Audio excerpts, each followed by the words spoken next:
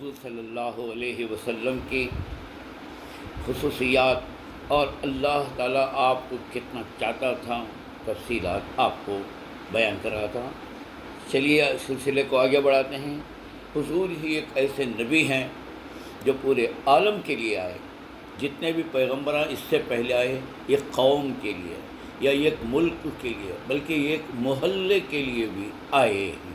اسی وجہ سے ایک ٹائم ایٹ اے ٹائم کتنے کے پیغمبران رہتے، جن کا علاقہ کوئی دوسرا اور دوسرے کا علاقہ کوئی اور رہا، مگر میرے نبی جو آئے وہ چونکہ اس کے بعد کوئی نبی آنے والے نہیں تھے پورے انبیاء کے لیے۔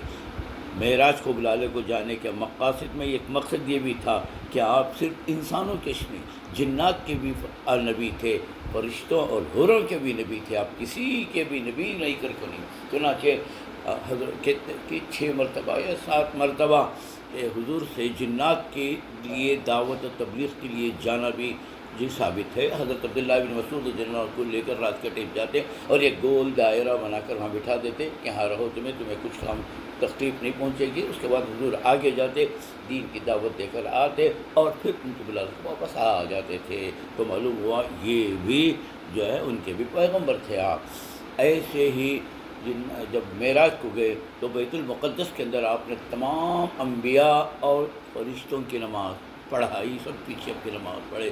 تو اس کا مقصد بھی تھا، ثابت کرنا تھا کہ اب ان کو اس وقت ضرورت نہیں تھی، فرشتے مکلف نہیں تھے، لیکن نبی برآخر تھے آپ ان کے بھی، تو لہذا نماز آپ پڑھائے اور وہاں جا کر جو جنت وغیرہ بھی دیکھے، کیونکہ ہر جگہ کے لیے آپ نبی تھے۔ اسی واسطے بعض علماء کرام فرماتی کہ لوگ چاند پر بسنے کی اور وہاں آبادی تلاش کرنے کی کوششوں میں مصروف ہیں، لیکن میں یہ دعوے کے ساتھ کہہ سکتا ہوں کہ انسان چاند پر بس نہیں سکتا، کیونکہ اگر وہاں جا سکو بس سکتے، جا کر آ جانا الگ چیز ہے، سیر و تفریح کو بس جانا یہ نہیں ہوتا، کیونکہ اگر وہاں زندگی کے آثار ہوتے تو حضور صلی اللہ علیہ وسلم کا قدم بھی وہاں ضرور جاتا اور چاند پہ قدم رکھتے تھے۔ یہ نہیں گئے تو معلوم یہ ہوا کہ آپ جو ہے وہاں انسان نہیں بچ سکتا۔ بہرحال یہ حضور کی خصوصیات تھیں۔ حضرت صلی اللہ علیہ وسلم کی خصوصیات اور بھی بہت سارے ہیں کہ بغیر مہر کے آپ شادی کر سکتے تھے اللہ کے حکم سے، کہ کسی کو بھی آپ کو، مگر ایسا ہوا نہیں، آپ کے سب کے مہر ادا کیے ہیں، مگر اجازت تھی اللہ کی طرف سے۔ تیسری خصوصیت یہ ہے کہ ان مسلمانوں کو عام طور پر چند بہت ہی سخت شرائط کے ساتھ ایک سے زائد شادی کرنے کی اجازت ہے، مگر 4 لمٹ ہے، اس سے زیادہ نہیں کر سکتے، مگر رسول اللہ صلی اللہ علیہ وسلم کو 4 سے بھی زیادہ کرنے کی اجازت دی تھی، مگر ہر ایک کے شادی کے ٹائم وہ اللہ سے حکم ہوتا تھا۔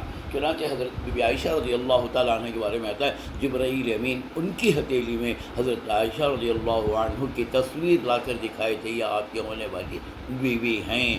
تو ایسا ہی شادیوں کا مقصد اللہ کے رسول صلی اللہ علیہ وسلم کو زیادہ کیا، دوسرے کو اجازت نہیں، مگر پھر جب وہ مقصد پورا ہوگا تو اللہ منع کر دیا، اب اس کے بعد آپ کی شادی کرنے کی اجازت نہیں ہے۔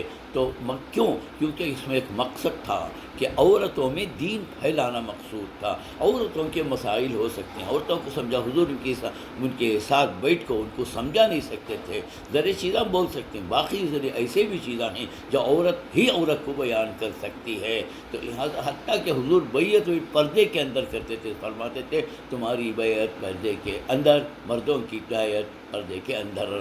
ذرا سوچنا چاہیے وہ لوگ انہوں ولی ہیں، انہوں اللہ والے ہیں، انہوں بزرگ ہیں، ان کے آنکھ میں پانش نہیں ہے، ان کے دل میں برے خیالات نہیں آتے، انہوں ہمارے بابا کے جیسا، ہمارے دادا کے جیسا، حضور سے بڑھ کو ہی، حضور تو امت کے واسطے باپ کے برابر ہیں۔ بنی یہودیوں کو جب استنجا کے واقعات بیان کرتے تھے تو ہنستے تھے، کیا پیغمبر کہتے ان کو استنجا کے بھی مسائل بیان کریں، فرمایا میں امت کے لیے باپ کے برابر ہوں، ان کو بادشاہی کے مسائل بھی سمجھاؤں گا اور ان کو طہارت کے مسائل بھی سمجھاؤں گا۔ یہی وجہ تو ہے کہ آپ کی بیویوں کو امہات المؤمنین، مومنین کی مائیں کہا جاتا ہے، اور حضرت صلی اللہ علیہ وسلم کی دنیا سے پردہ فرمانے کے بعد کسی کو بھی شرعی اجازت نہیں ہے کہ آپ کی بیویوں سے نکاح کرنے کی، وَلَا تَنْكِحُوا بَعْدَهُ أَبَدًا، اللہ کا حکم اترتا ہے. یہ حضور کی چند خصوصیات ہے.